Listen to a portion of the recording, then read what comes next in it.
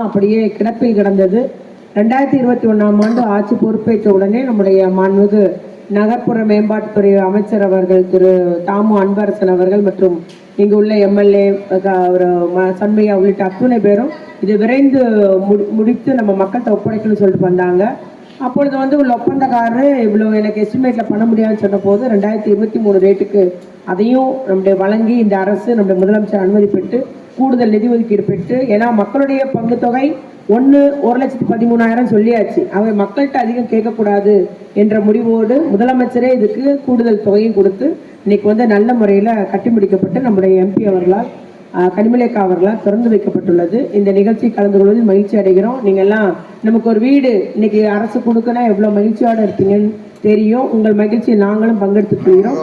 நாம் வீடு வாங்கினாலும் ஒவ்வொரு முறையும் நாம் நம்ம வீட்டை பாதுகாப்பது போல வெள்ளை அடித்து ஒட்டடை அடித்து பாதுகாப்பது உங்கள் ஒவ்வொருடைய கடமை என்பதை நீங்கள் நினைவில் நிறுத்தி கொள்ளும்போது நிச்சயமாக அந்த லைஃப் வீட்டினுடைய அந்த ஆயுட்காலம் என்பது நீண்ட காலம் நமக்கு நல்ல முறையில் இருக்கும் என்பதையும் மக்களுக்காக கூறிக்கொண்டு அத்தனை பேருக்கும் இதில் குடியேற போகும் அத்தனை பேருக்கும் வாழ்த்துக்கள். உங்களுக்கு குடிநீர் வசதி செஞ்சுருக்கிறாங்க, பாதாள சாக்கடை வசதி செஞ்சுருக்கிறாங்க, 3 ஃபேஸ் கரண்ட் எடுத்து கொடுத்துருக்குறாங்க. அவங்க அத்தனை வசதி செஞ்சு தந்திருக்கிறோம். தொடர்ச்சியாக உங்களுடைய தேவைகளையுமே செய்ய இந்த அரசு எப்பொழுதும் தயாராக இருக்கிறது என்று கூறிக்கொண்டு இந்த அனைவருக்கு நன்றி கூறி அமர்கிறேன். நன்றி, வணக்கம். இன்னைக்கு கிட்டத்தட்ட 200 பேருக்கு மேல அந்த கனவை நம்முடைய முதலமைச்சர் அவர்கள் நிறைவேற்றி தந்திருக்கிறார்கள். அது உங்களுக்கே ஒரு மறக்க முடியாத நாளாக இந்த நாள் அமைந்திருக்கிறது. இந்த பணிகள் நீண்ட காலத்திற்கு முன்னால் தொடங்கப்பட்டு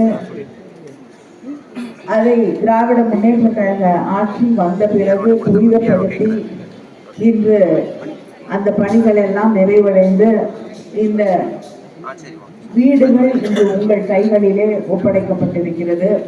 அமைச்சர் அவர்கள் பேசும்பொழுது குறிப்பிட்டு சொன்னது போல அடிப்படை வசதிகள் எல்லாம் அரசு செய்து கொடுத்திருக்கிறது. ஆனா அந்த வீட்டை நாம் பராமரிக்க வேண்டும், பாதுகாப்போட வைத்துக் கொள்ள வேண்டும் என்ற அந்த உணர்வோடு நாம் அந்த வீட்டை இங்கே அரசாங்கம் கட்டி தந்திருக்கக்கூடிய வீடுகளாக இருந்தாலும் இந்த வீடுகளை நாம்